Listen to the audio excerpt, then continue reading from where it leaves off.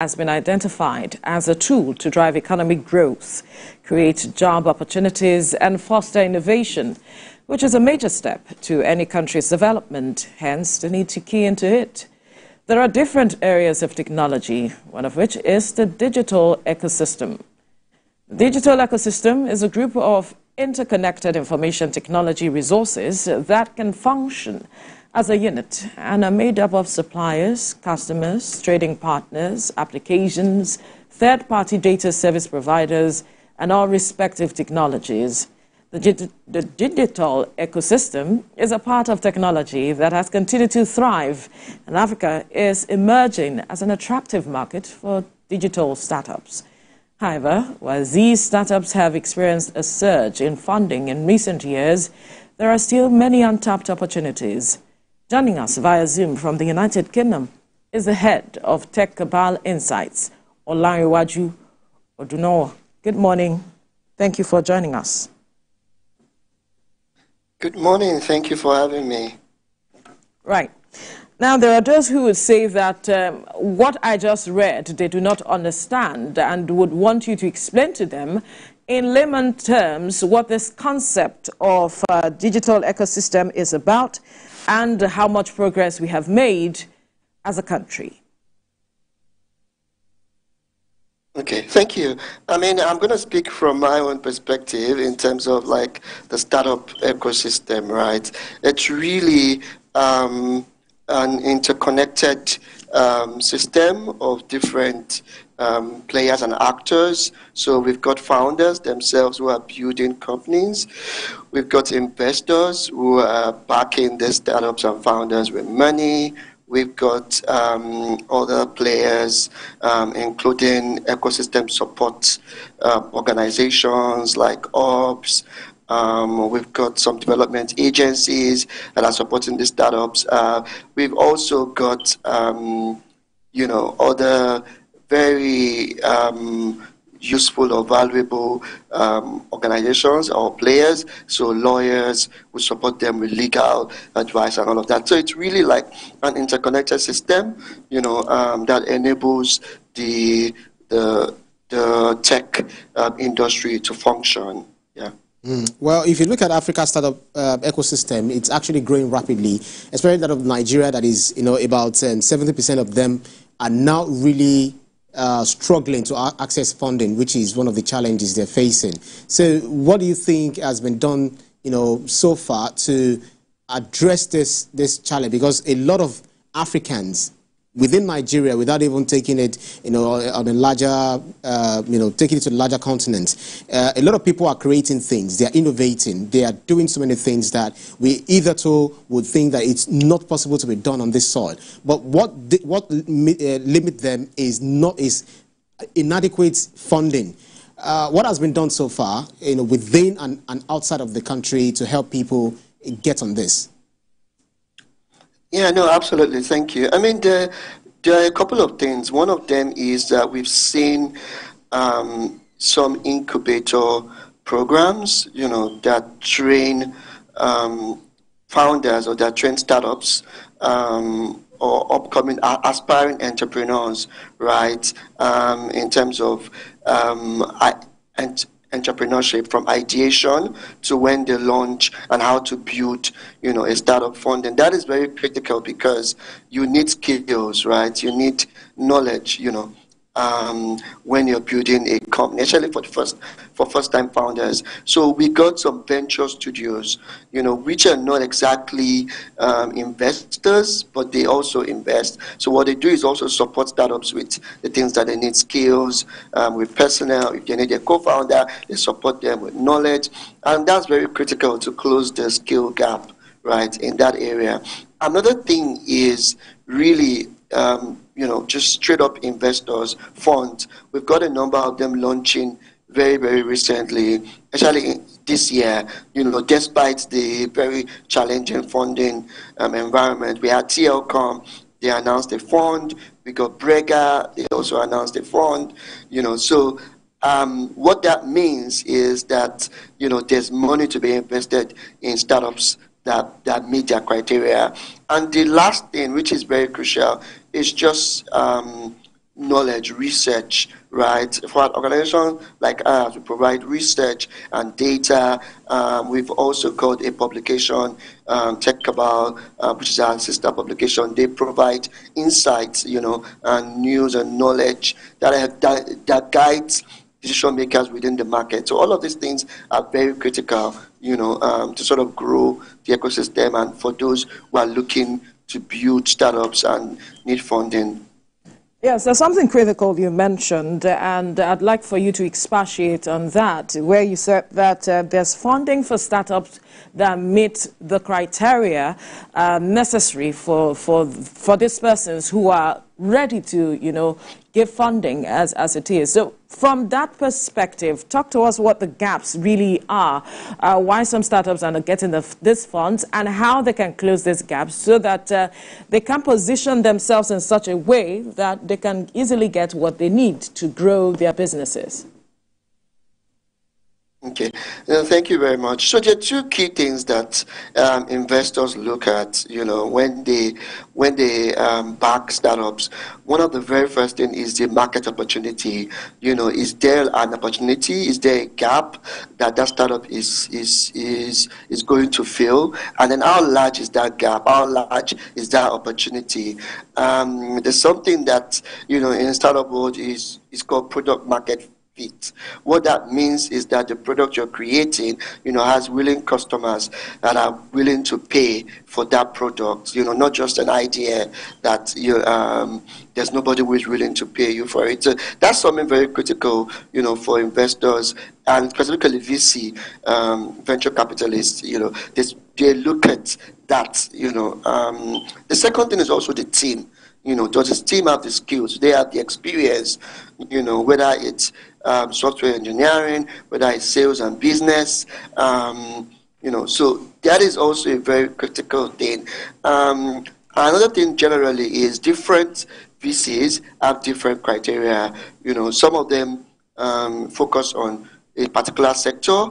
Some focus broadly on the tech industry at large. Some focus on very early stage companies. Some others focus on very late stage companies. So this will vary from VC to VC. So startups or founders who are looking for funding have to investigate, the different VCs they're trying to approach. So that's one VC. Now, debt.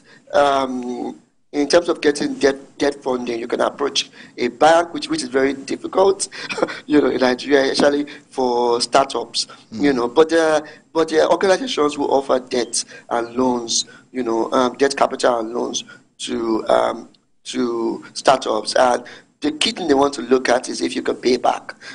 That's pretty much it. So again, founders need to investigate, and look at the different criteria that this organizations or funds or investors have. Yeah. I actually want you to give an appraisal of your own perspective regarding because everything we talk about, most times you always fall back to, okay, what is the government doing? What has the government done to resolve some of these, quagmires? Nigerian Startup Act was actually signed into law, I remember, by former President Muhammad Buhari in October 2022, where we had, startup experts and so entrepreneurs and stakeholders coming together to provide different insights into what the act should contain. How far-reaching do you think this Startup Act has gone in helping people who are quite innovative, who have so much innate gift and willing to contribute to their locals and international scene? Yeah, no, thank you. So you're right, the Startup Act was signed into law. The challenge now is implementation. The act is not really be fully implemented. I understand that the current minister is working on it, and has a team that is working on implementation, but it hasn't been fully implemented, so we can't really speak to what the benefits of it has been so far. Yeah. Right, interesting. There are those who are saying that there's so much that African startups can still, benefit and grow more, even though we say that we are in the process, but more still needs to be done, and to position themselves at the end of the day, and that 2024, the outlook is looking good. For some persons, and for others, it's not like it. But from your perspective, what is the future? What are you seeing? And what then needs to be done much more for African startups to really position themselves? No, thank you. I think, not I think, but I know that I think investors are generally optimistic about the African tech industry and startup ecosystem, despite the challenges, the micro and macro economic challenges, right, that we've seen in the past few months. You know, the FX challenges, the cost of living crisis, you know, because startups have products that people need to buy, right? And if purchasing power is low, you know, and inflation is too high, then the amount of people that they can acquire as clients, you know, significantly reduces, and businesses, you know, as well. That's for B2B startups, you know, they wouldn't be able to find a market, you know. So investors are optimistic, you know, that's why we're seeing more funds. I think, you know, in Nigeria, for example, we've seen the government try to arrest, you know, the FX challenges, and people are a bit optimistic that, you know, that will help. Yeah, but I think the key thing that will help generally the ecosystem is really this issue of corporate governance, you know, which is something that we covered extensively in our latest State of Tech in Africa reports. Organization Tech About Insight covered that. And what that means is that we really need more founders and startups to, you know, be very transparent, right? To be very disciplined, you know, with investment, with funding, to set up a corporate governance system that ensures that they are able to manage whatever funds, you know, that they've been given, and spend it, you know, in the right way, right? We've seen a number of cases. There was an organization, Black Copper, you know, that set out to play in the lending space, you know. But again, we've had a report of basically misappropriation of funds, you know, with the founder spending the money on personal reasons, right? So we need more startups to really, you know, set up a proper corporate governance system, you know, have a board, report from time to time, you know. The CEO should not be the CFO and finance manager at the same time, right? You know, set up proper structure in place to ensure that there's no mismanagement, there's no fraud, you know, because every single example of misappropriation, you know, is a bad signal, you know, for investors who are looking into the ecosystem, and for those who have even invested, you know, in your startup. That's right. So, yeah. Check what Nigerians are doing out there. They're doing a lot. You know, we have Paystack, because they are some of the those bringing innovative solutions to the Nigerian local milieu. We have the Paystack. We have Flutterwave. I think we have GigPay, also made by Nigerian. Gray, Cardify. I'm not sure about Cardify. I think Bamboo and all of that. But you see the 0.5%, according to reports, 0.5% of Nigeria's workforce are actually, you know, leaving the country. They're contributing to the brain drain that we're experiencing. How do you think the startup ecosystem can be scaled up to mitigate against this brain drain and attract or retain top talent and ensure competition among these different industries? I think I'll be lying if I said that the tech industry can solve that problem.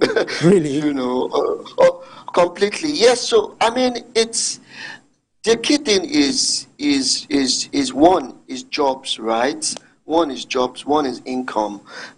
People want to earn and be able to fend for themselves, you know, and have a quality, you know, a quality life, right? You know, and yeah, how many young Nigerians do we have? Just 70% of our population, are young. I think below the age of 25, if I have my numbers correct. So we need like several jobs to be able to cater to them. But even at that, we're seeing people, choose remote jobs because they pay them more than what a local company would pay, right? But if I was to give a few recommendations, is really one is to support tech startups or tech organizations to create jobs, right? I mean, the more jobs we have, then the less likely that people are looking to leave the country. But again, there's infrastructural problems, which is why I said that is beyond just jobs. Like there's also infrastructure problems. People are leaving because they can't get 24/7 power supply. Healthcare is broken, right? We can't expect the tech industry to solve all of these problems that just at the basic level, infrastructure related, But some of the things that the tech industry is doing and can continue to do is to continue to provide skills and trainings to people so they can be gainfully employed or engaged. But also, the more we support tech startups and organizations, the more likely that we're going to see more jobs being created and people are earning. But again, there are different organizations or startups trying to solve, just quality of life for in different sectors. So we've got a company like Eden, helping people get food very easily, providing them really high quality food supply. We've got people also helping people providing solar energy and renewable energy, for stable power. Yeah. This administration is saying that, or has said that it's looking at creating about 1 million jobs in the tech industry. And you talked about support for startups and the tech industry. I'm wondering what you would want this government to do in terms of showing support for the industry moving forward. No, thank you. Absolutely. So I think the minister has rolled out a couple of initiatives which are commendable. But I think really there's more to be done in terms of just creating a friendly, enabling, regulatory environment. So just in terms of making regulatory announcements, without consulting players within the space is something that can throw startups or founders off balance, right? So that's something that's very, very critical. I think something else, is just anything that seems like hostility, towards founders, towards tech companies can send a very, very bad signal. So there was a case of Binance, which we covered in Q1 2024 report, and that left a bad taste in the mouth of people looking at the industry. Right. So it's critical that we provide a very, very enabling regulatory environment. All right. Olariwaju Odunowo, Head, Tech Cabal Insights. Thank you so much for your time on the program. Thank you for having me. Right.